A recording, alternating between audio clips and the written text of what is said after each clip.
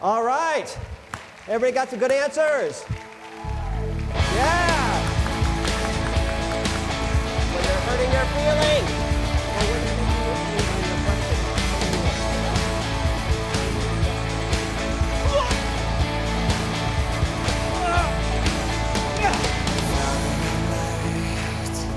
Or when they're making you angry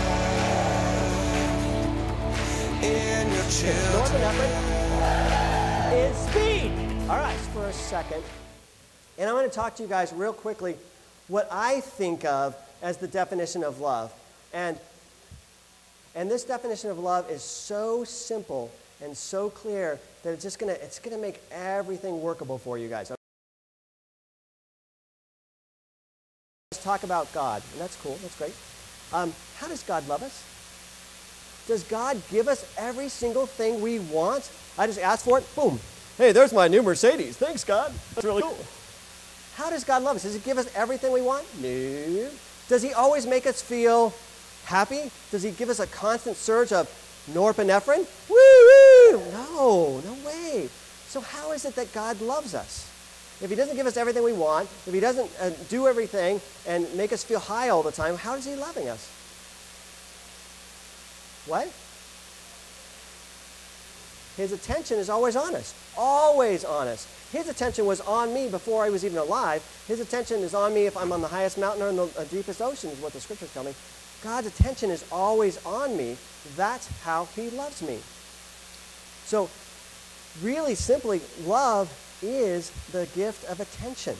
That's what we got to focus on.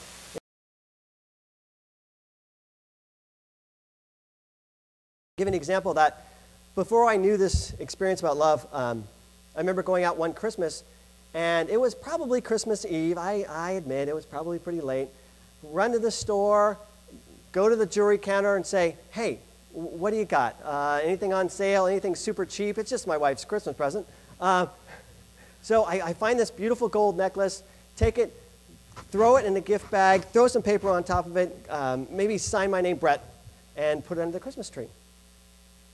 Well, next morning we all get up, we open up Christmas presents, and she opens up my necklace, well, opens it up, she grabs the bag and lifts off the tissue paper, and there's my necklace, and she says, oh, thank you. Oh, okay.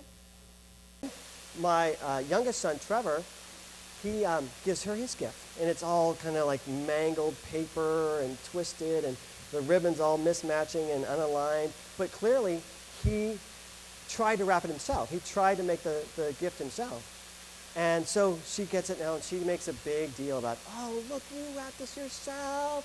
And she slowly unwraps it and just makes a huge production about it. And she opens it up, and it's this macaroni necklace painted gold. And she's like, oh, I love it. She puts it on. She's just so excited. She gives him a big hug and kiss. This is great. This is wonderful. And I'm thinking, I didn't get that reaction. I gave her a real gold necklace, and she said, oh, thank you. And he gives her a macaroni necklace painted gold, and she's just like all over the place with that. And I'm thinking, what the heck is going on? What am I missing? Why is she not impressed? There was no attention in what I gave. No attention in what I gave at all. No attention in the gift itself. I waited till the last minute. No attention in terms of the presentation. Love is attention. It wasn't the necklace. Trevor, on the other hand, his entire gift was all attention. It had no value whatsoever, but the value was in the attention that he brought. So love is attention. They are inseparable.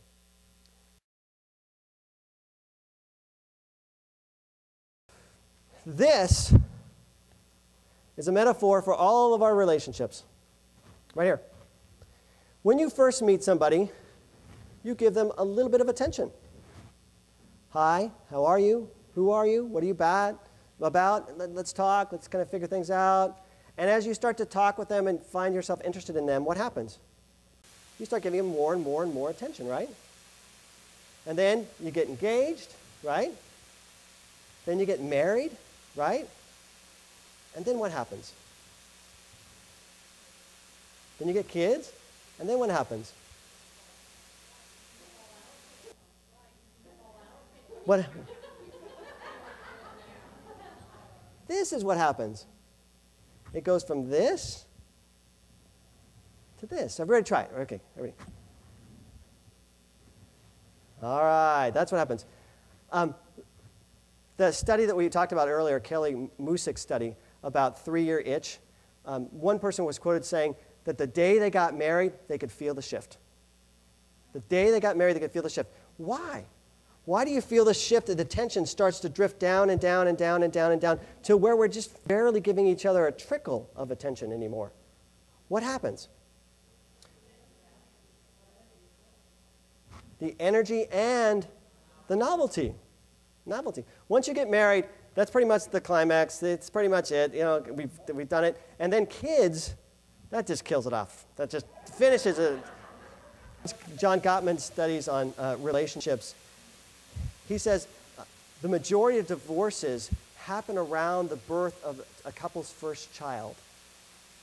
Majority of divorces happen around the birth of a couple's first child. And that's because all the energy, all the novelty, all the excitement of the relationship is now gone. And all that energy and attention goes where? To the baby. And so now the relationship starves to death. And that's what happens to our relationship. It's not necessarily that all those chemicals leave our brain, which they do, but oxytocin is not allowed to come in because all the novelty's gone, and that's what we're looking for, the rush. We're not looking for the calm. So what we got to do to keep our attention alive, what we got to keep our attention going, is we got to remember to always give it, and always give it as a free gift.